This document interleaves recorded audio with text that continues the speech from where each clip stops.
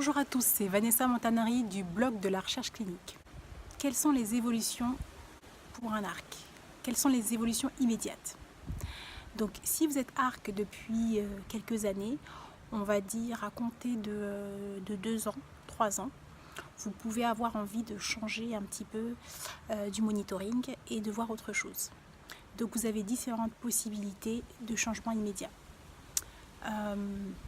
Donc le changement le plus facile est d'évoluer vers un poste d'arc startup. Donc il y a différents types on va dire d'arc startup. Vous pouvez vous diriger vers les soumissions réglementaires, donc effectuer des soumissions auprès des comités d'éthique et de la NSM, et puis également faire des dossiers pour les CNOM. Et puis vous avez aussi la possibilité d'être un arc, on va dire start-up de contrat. Donc vous gérez les contrats avec les directions hospitalières, vous vous occupez de la négociation de ces contrats et de signer les contrats avec les investigateurs. C'est un poste qui a plutôt un aspect, on va dire, juridique.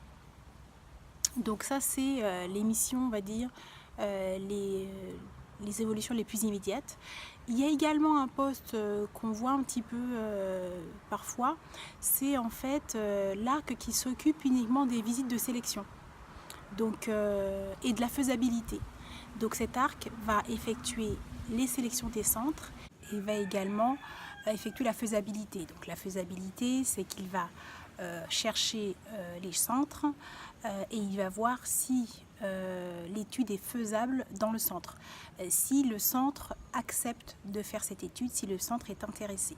Donc ça c'est la partie qui est juste après, juste avant la partie sélection des centres. Il y a également comme évolution l'arc lead.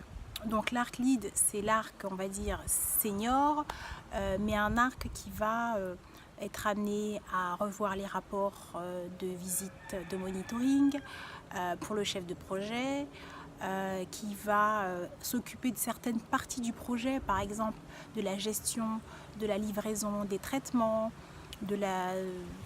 par exemple, ou d'autres aspects, des aspects bien spécifiques de l'étude dont il sera responsable en soutien au chef de projet. Donc c'est également une autre possibilité. Donc ça c'était les évolutions immédiates, et puis après il y a bien sûr les évolutions à plus long terme qui peuvent prendre jusqu'à 10 ans, et là vous allez passer donc chef de projet, ou alors vous pouvez être manager des opérations cliniques.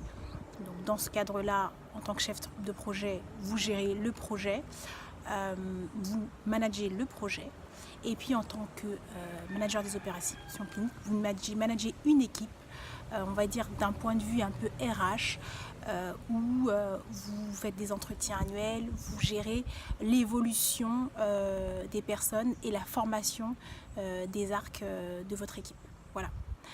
Donc j'espère que cette petite vidéo vous aura aidé, et je vous souhaite bon courage et à bientôt.